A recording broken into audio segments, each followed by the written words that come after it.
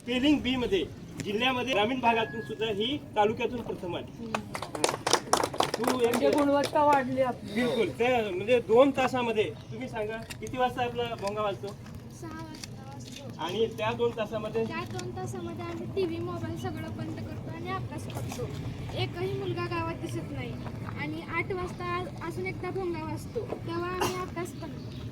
मग जेवण करताना मग ठेवतो. खेळता का नाही मग? खेळतो.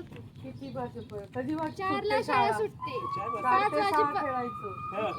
5 वाजेपर्यंत फ्रेश होतो आम्ही. 5 वाजेपर्यंत आणि सगळ्या ऍक्टिव्हिटी आपल्या मार्गदर्शनातून आणि शिक्षण विभागाकडून आम्हाला असं मार्गदर्शन मिळतं की टॉय बँक हा एक उपक्रम आहे आपल्याकडे.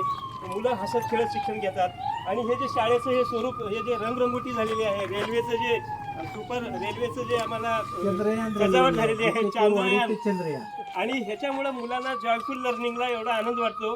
रोटरी क्लबने आम्हाला हॅपी स्कूल म्हणून पुरस्कार दिला. म्हणजे आपल्या सगळ्यांच्या या मार्गदर्शनामधून ह्या सगळ्या लोक चळवळीमधून मुलामध्ये खूप आनंद निर्माण होतोय. आणि तुमच्यासारखे टीचर पण पाहिजे ना. तुम्ही HM आहात का? मी प्रतिनिधी आहे मुख्याध्यापक पाटील साहेब. इथे 8वी पर्यंत शाळा आहे. 102 विद्यार्थी शिक्षण घेतात. 9वीचा पण प्रस्ताव देऊन टाका मग. अवश्य अवश्य. आणि हे त्यांचं पेवर ब्लॉक मागितलं सरपंचांनी तुमच्या आणि शौचालय मागितलं. हो मुलींसाठी इथं आम्हाला शौचालयाची देतो ते आवश्यकता आहे. शौचालय. शाळा जिल्हा परिषदेची अशी करायचं की जिल्हा परिषदेला इंटरव्ह्यू घेऊन ऍडमिशन घ्यावं लागतं. शाळे गावचा विकास करायला तरी चालेल. पण शाळा ही वारी शाळेच्या आधी अंगणवाडी. आणि दुसरी अंगणवाडी आपण मंजूर केली. आता मंजूर झाली.